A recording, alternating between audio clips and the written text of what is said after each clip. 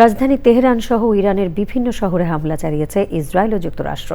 দক্ষিণাঞ্চলের মিনাব শহরের একটি প্রাথমিক বিদ্যালয়ে যৌথ হামলায় নিহত শিক্ষার্থীর সংখ্যা বেড়ে 40 জনে দাঁড়িয়েছে। জবাবে ইসরায়েলে হামলা চালিয়েছে ইরান। এছাড়া সৌদি আরব, কাতার, কুয়েত, জর্ডান, বাহরাইনে মার্কিন ঘাঁটি লক্ষ্য করে ক্ষেপণাস্ত্র হামলা চালিয়েছে ইরান।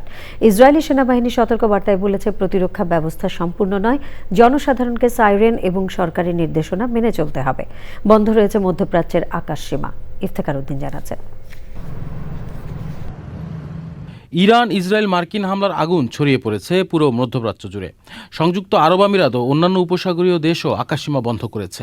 কাতার এয়ারওয়েজ ও টার্কিশ এয়ারলাইন্স বিভিন্ন ফ্লাইট বাতিল করেছে। আবুধাবিতে ইরানের ক্ষেপণাস্ত্র হামলায় একজন নিহত হয়েছে।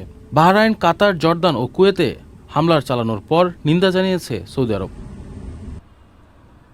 রাশিয়ার নিরাপত্তা উপপ্রধান দিমিত্রি মেদভেদেভ যুক্তরাষ্ট্রকে ইরানের সঙ্গে পারমাণবিক আলোচনার আড়ালে সামরিক অভিযান চালানোর জন্য সমালোচনা করেন।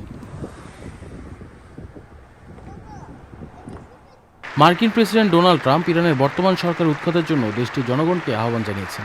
তিনি সতর্ক করেছেন, যারা অস্ত্র ত্যাগ করবে তাদের ক্ষমা করা হবে, অন্যথায় মৃত্যুর মুখোমুখি হতে হবে। As president, I will make peace wherever I can, but I will never hesitate to confront threats to America. Israeli বাহিনী হামলার পাল্টা হিসেবে ইরান ক্ষেপণাস্ত্র ছুড়েছে।